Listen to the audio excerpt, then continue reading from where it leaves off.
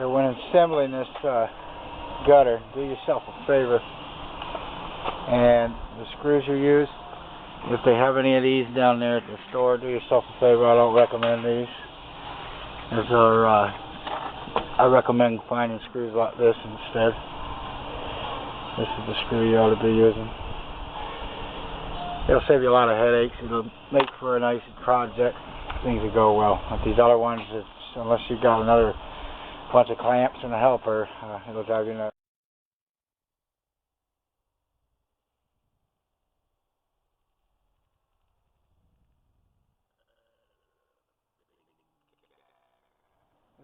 Okay, if you're going to install the gutter by yourself, use an uncut downspout.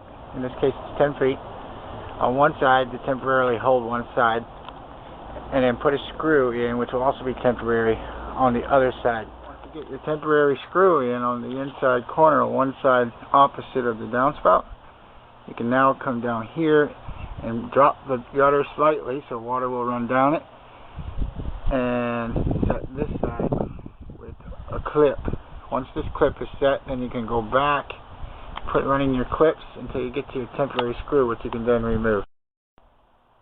Okay, once that is done, we will go ahead and measure. We'll measure what is left, and it's only going to go to this wall. So this one's pretty much almost there, and then we'll put it down. Okay, we want to put your clips into the gutter before you hang it. And this particular style of clips is fairly easy to put on. Hook it under the lip, and then it goes down right here, and then later we'll run a screw through there. So I don't know exactly what code is. I like to space them pretty close together. The gutter itself is hung nice and sturdy, and it can withstand a pretty good load.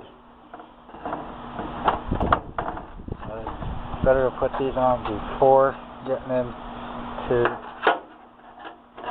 hang in the gutter, because if it gets into trouble, you won't be able to get the clip on there too good with it in place already. Okay, on this side, since the gutter pieces we're using are 10 feet long, we will start with the inside corner piece, and we'll run 10 feet towards the left wall there that you're looking at. Well, then we have a joiner coupling on there already. We'll then finish it out with a capped off piece, measuring and cutting.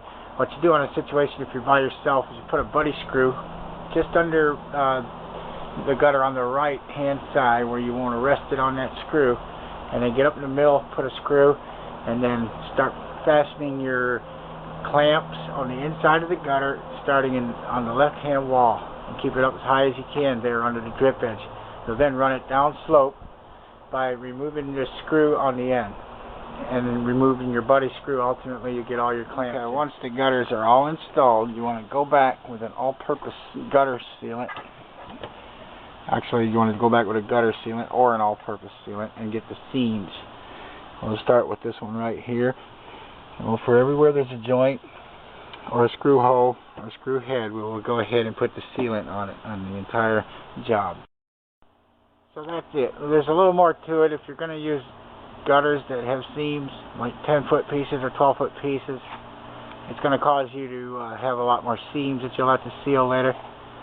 But all in all, it's a do-it-yourself project. It could be a little bit of a headache, but don't be daunted by that. You'll give it a try. Hope you enjoyed the video. See you later.